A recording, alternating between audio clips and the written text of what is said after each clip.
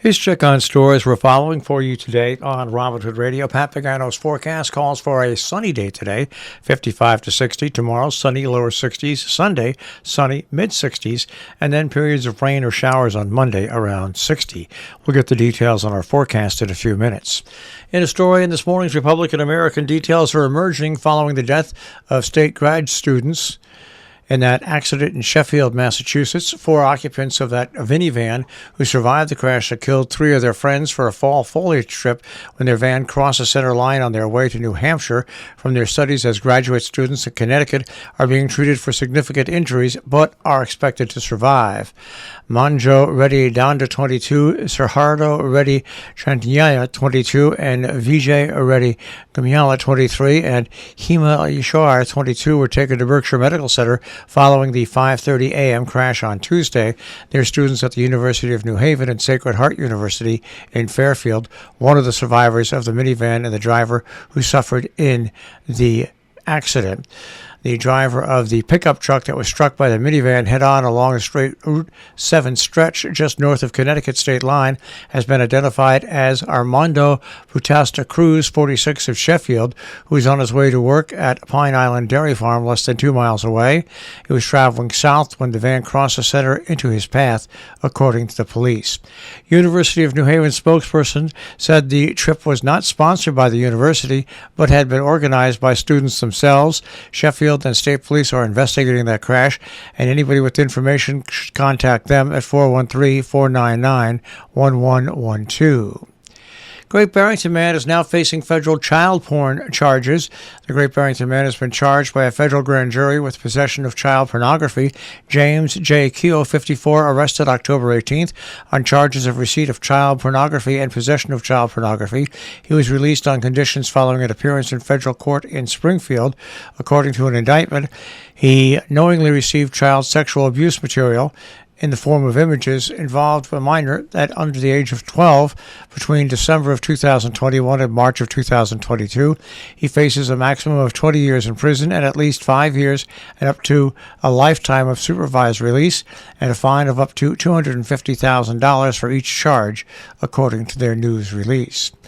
There's going to be a 12-plus COVID vaccination clinic today at Housatonic Valley Regional High School that will run from 3 till 7 p.m. No appointment is necessary.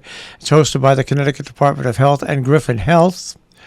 12 years of age and older must have received a COVID vaccine primary series, eligible for bivalent booster 2 months after the latest dose of the vaccine. The Commissioner of the Northeast Fire District officially approved their budget for 2023 at their meeting on Wednesday. All 5 commissioners were present. Chairman Stephen Value, James Schultz, Jay Scasso, and Larry Selfridge, and Joshua Schultz, plus the Fire Chief and Secretary Catherine Schaefer Reed. No members of the public were in attendance. Legally, the Fire District is a municipality like the town of Northeast, Village of Millerton, and the Weebatuck School District, and is its own taxing authority. That story from TricornerNews.com.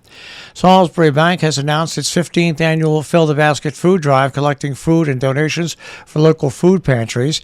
Starting on November 1st, 14 branches of the bank located in Berkshire, Litchfield, Dutchess, Orange, and Ulster counties will be collecting donations of non-perishable food items and household supplies. Cash donations will also be accepted. The bank is asking community members to help fill the baskets and assist neighbors in need if you can.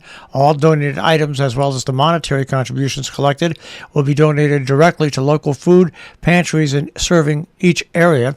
Local pantries are in need of a variety of donations, including but not limited to canned goods, cereals, macaroni and cheese, cake mix, peanut butter, condiments, rice, sauces. Household necessities such as paper towels, diapers, shampoo, and soap are also appreciated.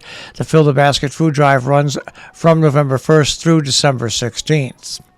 In Berkshire County, trick-or-treat hours have been set for 2022 in some of the local towns. In Great Barrington, 5:30 to 7:30 on Monday.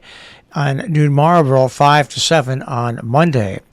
Visiting nurse at Hospice of Litchfield County has flu clinics throughout the month, and the next one comes up today at the North Canaan Town Hall from 1 until 3. The Congregational Church of Salisbury, United Congregational Church, presenting its monthly midday music and meditation on Friday, November 4th from 12 to 12:30 at 30 Main Street in Salisbury. For more information, contact the office at 860-435-2422. Falls Village Scholarship Association hosting their bingo after a 2-year hiatus due to the pandemic on Friday, November 4th at 7 p.m. at the Lee H. Kellogg School. To donate an item for the bingo event on November 4th or for more information, fallsvillagescholarship.org.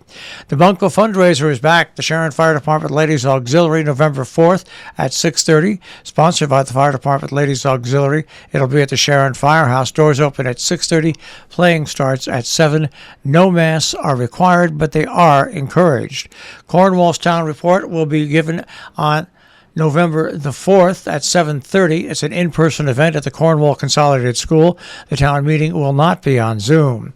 All Saints of America Orthodox Christian Church holding its winter clothing drive. That event taking place on Saturday, November 5th from 9 a.m. till 2 p.m. at the church, which is located at 313 Twin Lakes Road in Salisbury. Winter clothing may be donated and dropped off at the church at any time between now and the first week of November.